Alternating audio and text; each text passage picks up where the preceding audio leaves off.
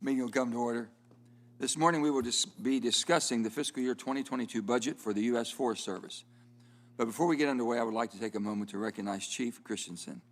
Vicki Christensen, I appreciate you being here this morning, especially given your announcement last week that you will be retiring, and I'd like to take this opportunity on behalf of the entire committee here, to say thank you.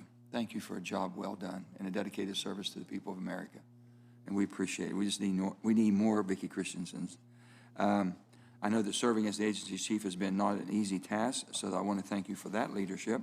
Over the last few years, you have helped me address a range of issues, from ensuring wounded warriors had the access they needed for hunting on the George Washington Jefferson National Forest to facilitating the reopening of the Timberline Mountain Resort on Amman. I appreciate that very much. So I wish you the best in retirement, and we'll give one last shot here, so you can leave a lasting impression, okay? I will now turn to the purpose of today's hearing, the President's proposal for the fiscal year 2022 Forest Service budget. Rural communities across the country depend on our national forest. They provide timber resources and opportunities for recreation, and thereby support jobs in local communities. I understand the President's budget requests a $1 billion increase for Forest Service programs above what Congress appropriated last year. I look forward to learning why these increases are needed and for what specifically this money would be used. I'm glad to see the President's commitment to investing in solutions to address climate change reflected in the year's budget request.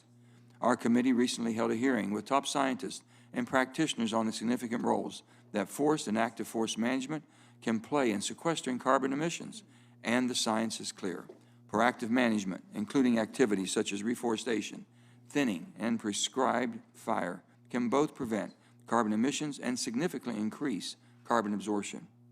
Earlier this week, Ranking Member Barrasso and I sent a letter to President Biden requesting that he provide additional direction to the federal land management agencies, including the Forest Service, for two things: to ensure management decisions concerning our forest are being made consistent with the current science, and to tell us what more can be done to enable our forests to better sequester and store carbon.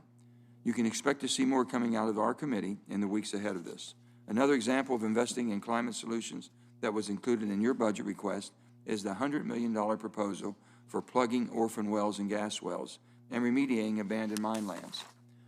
There are thousands of leaking orphan wells on the national forest, particularly in the east, and in West Virginia there are currently over 170,000 acres of unreclaimed abandoned mine land.